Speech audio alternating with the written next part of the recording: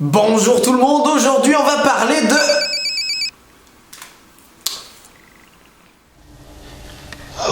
Non, Walking Dead, y a rien à dire dessus. Please, you don't understand, you don't know.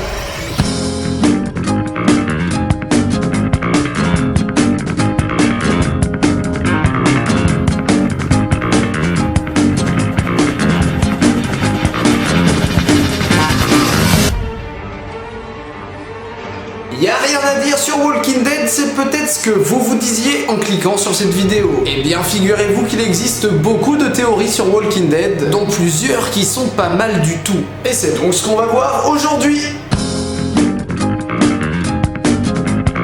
Et on commence par une théorie un peu mathématique, ne vous inquiétez pas, on va pas faire des maths tout le long de cette vidéo, mais cette théorie s'appuie sur des chiffres et va détruire toute la cohérence de la série. On commence aux États-Unis, il y a à peu près 300 millions de personnes. Imaginons qu'il y a eu 99% de la population transformée en zombies. Et quand on dit 99%, on est quand même très généreux. 99% de la population totale d'Amérique transformée en zombies, ça nous donne uniquement 3 millions de survivants, contre 297 millions de walkers. Rick n'est pas le seul qui tue des zombies, comme on a pu le voir à plusieurs reprises à travers plusieurs épisodes.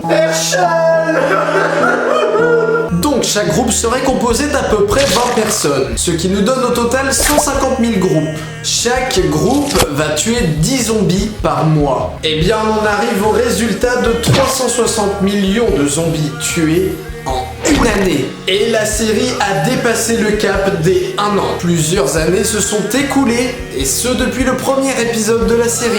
Cette théorie affirme donc que Walking Dead repose sur un principe qui est incohérent.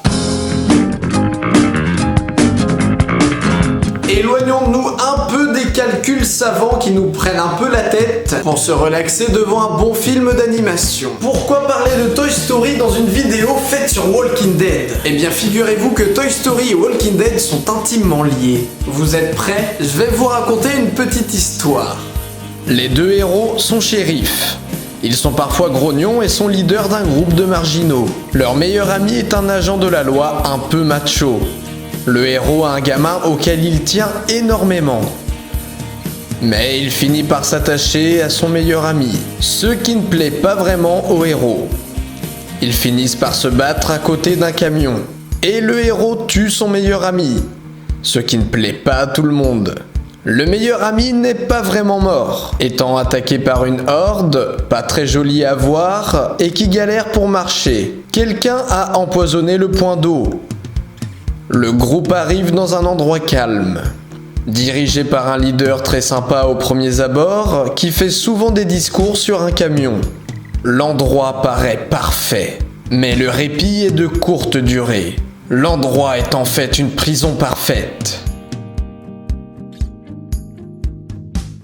Le leader est en fait un psychopathe qui a perdu son enfant. La blonde comprend qu'elle a couché avec l'ennemi. Le leader du groupe demande de l'aide à un personnage érudit. Le héros finit par trouver un moyen de s'évader. Le groupe lui est reconnaissant. Selon cette théorie, les réalisateurs de Walking Dead empruntent plus ou moins le même schéma narratif que Toy Story. Bon, certains vont carrément crier au plagiat, mais je pense qu'il faut voir au-delà de ça. En effet, Walking Dead s'est très inspiré de Toy Story, ou peut-être est-ce une grosse coïncidence. Mais moi je pense qu'il s'agit de clins d'œil, et qu'ils ne le font pas obligatoirement sur Toy Story. En effet, beaucoup ont déjà vu des allusions à Bob l'éponge. Ouais, Bob l'éponge dans Walking Dead. Premièrement, on a ça. C'est marrant, non? Enfin, moi je trouve que c'est marrant. Et le plus gros clin d'œil à Bob l'éponge, c'est ce fameux plan avec le gouverneur. Regardez bien attentivement.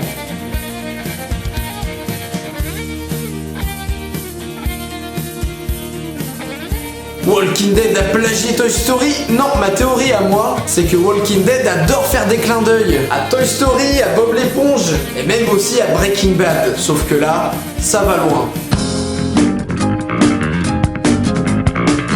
Les fans de Breaking Bad l'avaient sans doute déjà remarqué, mais Walking Dead a fait beaucoup d'allusions à Breaking Bad. Tellement d'allusions que certains iraient même jusqu'à penser que Breaking Bad est en fait un préquel à Walking Dead. Cette théorie est sympa, et je vais vous l'illustrer un peu. Quand Daryl prend ce sac pour chercher des médicaments, qu'est-ce qu'on voit en dessous? De la bonne meth bleue. Le laboratoire du gouverneur fait quand même vachement penser au laboratoire de Gale. La voiture que Glenn prend pour quitter Atlanta. Et oui, c'est cette même voiture que l'on retrouve dans Breaking Bad. D'ailleurs, dans un des épisodes de Breaking Bad, chose marrante, il y a un problème avec la voiture et il faut aller voir le manager, un certain manager qui s'appelle Glenn.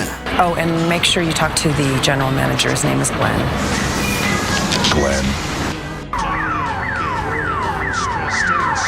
Certains iraient même jusqu'à dire que les cigarettes que l'on trouve dans Walking Dead, les Morley, eh bien ce serait encore une preuve que Breaking Bad était derrière tout ça. Mais juste pour info, Morley c'est une marque créée avant tout pour le cinéma et les séries télé, et on peut les trouver même dans X-Files. Donc là, cet argument, on peut le prendre un peu comme on veut. Mais bon, ça fait quand même beaucoup de coïncidences. Bon oui, les réalisateurs de Walking Dead font des hommages aux réalisateurs de Breaking Bad.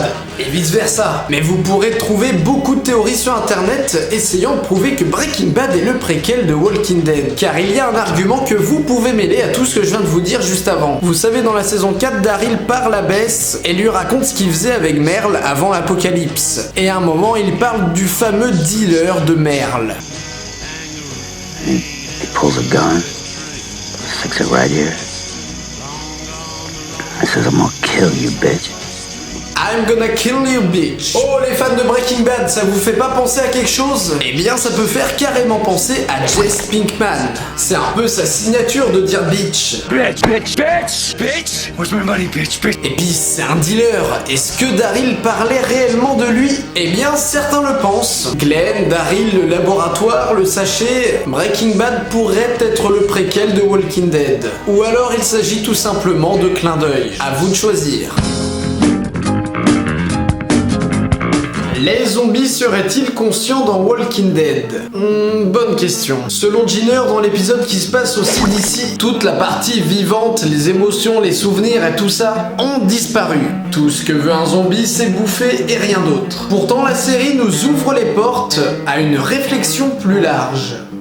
Qu'est-ce qu'il fait là? Nom de Dieu!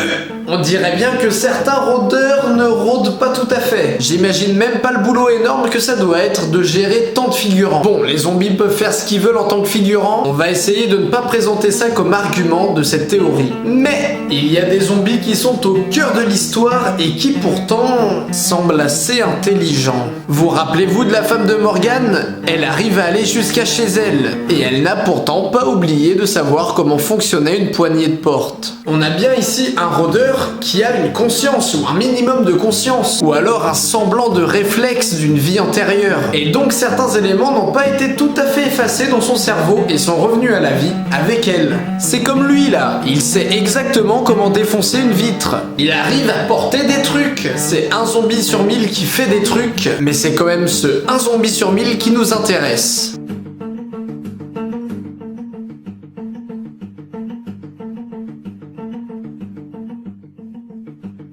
Et si le virus avait été créé pour justement redonner la vie aux personnes décédées? Et si le virus fonctionnait différemment à chaque individu? Le premier but du virus serait de redonner la vie. Pas forcément en zombie. Certains reviennent en cadavres prêts à tout pour bouffer, tandis que certains sont quand même des cadavres prêts à bouffer, mais font preuve d'un minimum d'intelligence ou de conscience. Et c'est pourquoi j'ai gardé la théorie numéro 5 en dernière place, pour faire un lien entre ces deux théories.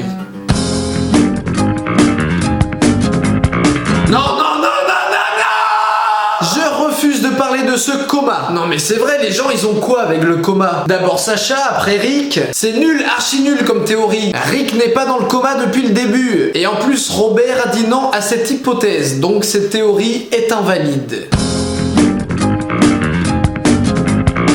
Rick est-il immunisé? Ou même mieux, est-il mort? Je m'explique. Rick a passé quelques semaines dans le coma, dont plusieurs semaines sans soins médicaux. Et si Rick était mort à ce moment-là, comme l'affirme Shayna Laurie, Il jure de ne pas avoir entendu son cœur battre quand il l'a laissé. On peut se dire que Rick, à ce moment-là, était bel et bien mort. Revenons à ce que je vous disais précédemment. Le virus était là pour faire revivre les personnes. Il y a une personne sur 1000 qui revit en zombie un peu intelligent, mais imaginez qu'il y avait un zombie sur 1 milliard qui revenait à la vie réellement. Bon oui, là d'accord, ce serait plus du tout un zombie. Et si le virus sur Rick avait bel et bien marché? Shane dit qu'il n'a pas entendu son cœur battre, et pourtant Rick est en vie. Après des semaines enfermé dans un hôpital sans aucun soin médicaux. Soit il a eu un gros coup de bol, soit le virus a bel et bien marché sur lui. Mais cette théorie ne s'arrête pas là. Rappelez-vous la fameuse scène du canapé dans la saison 4. Rick est exténué et blessé. Et car la beau lui parler, Rick ne se réveille pas. On entend même dans cet épisode des espèces de grognements venant de Rick et qui peuvent nous faire vachement penser à des zombies. Sur le moment, beaucoup de téléspectateurs ont cru que Rick, ça y est, il s'était transformé. Mais non, Rick a survécu. Et donc on peut se demander, est-ce que Rick est immunisé? Il serait mort une première fois à l'hôpital. Grâce au virus lancé par le gouvernement, il revit. Ce même virus qui fait revivre tout le monde, mais avec un instinct primaire. Rick meurt une deuxième fois sur le canapé, mais le virus remarche et le fait revivre. Le virus marcherait-il donc plusieurs fois jusqu'à la fin de sa vie? Enfin, est-ce que du coup il peut avoir une fin à sa vie? Rick, selon cette théorie très répandue depuis quelques temps, serait immortel, invincible, immunisé. Au moment où sort cette vidéo, nous n'en sommes qu'à la moitié de la saison 5. Il se pourrait que dans un futur plus ou moins proche, des éclaircissements arriveraient. Ou alors que Rick meurt réellement, mais dans ce cas-là, cette théorie serait foutue. Foutue comme mon objectif, puisque je vois qu'il y a une espèce de petite saleté et j'arrive pas à l'enlever. J'espère que ça vous aura pas fait trop chier durant cette vidéo et j'espère que vous l'auriez apprécié. Il y a quand même pas mal de théories sur Walking Dead et je vous mets en description une autre théorie d'un mec qui parle d'une hypothèse comme quoi Bess ne serait pas morte à cause de Dan. Bye tout le monde!